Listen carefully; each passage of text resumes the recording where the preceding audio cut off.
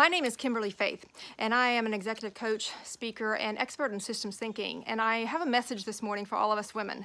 It has been an emotionally charged few days here in the United States, and I want to offer you a few thoughts as you think about what's happening, because it really is an invitation for us to think differently. While this is an issue going on here in the United States as we go through the Supreme Court hearings and hearing the discrepancy and the thoughts by everyone as they're very emotionally charged about this, this is really a message for us as women across the world.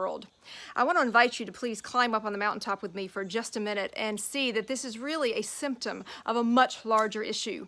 A few years ago, as I was working with corporate clients around the world, I began to discover that there were 7 mindsets, 7 belief systems, a conscious or unconscious, that is standing in our way as women of actually owning our power.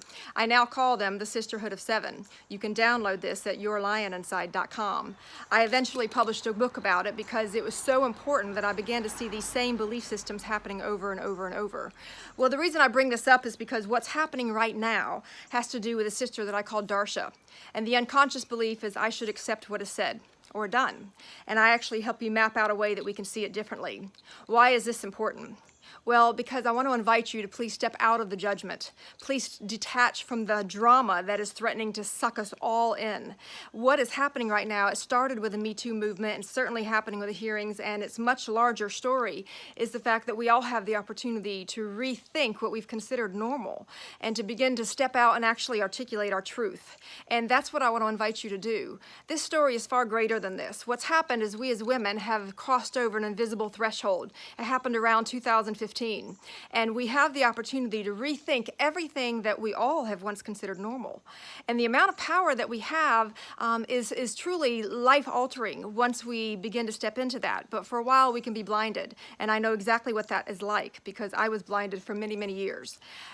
When we begin to step into that power and say, wait a minute, it doesn't have to be that way, and we begin to say, this is the way it really was showing up for me, how could it be showing up for you? And we begin to have these honest, authentic conversations, then that's when we begin to make progress. So as we go through this, I invite you to please don't allow yourself to become sucked into that drama.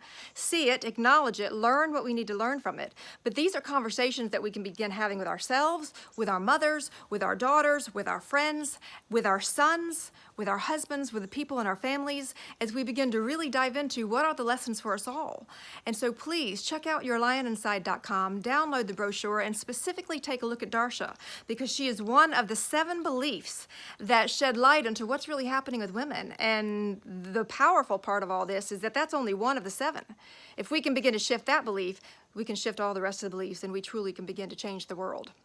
I truly do believe, me, Kimberly Faith, an author and woman who has dedicated her life to changing the way that we see the world and trying to empower women and daughters and all the way around the world. I truly believe that hope for humanity is trapped in the hearts of women. I truly think about that for a minute. I truly believe that. And when we begin to understand that and embrace that and approach it in a sense of love and begin to encourage others to do the same, then we can begin to make a change. Please remember, we only have 2 choices in life, love or fear.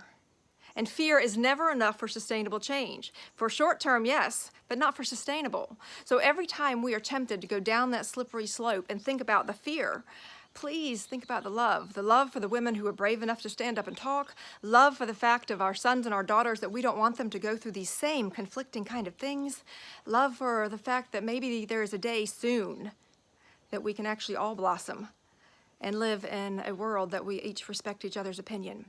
So I invite you, please, to consider a different conversation. Let's continue this conversation because this is a glaring invitation for us to see the world differently. And that, my sweet sisters, is the story that is buried deep within the chaos. And I invite you to please take time to see it.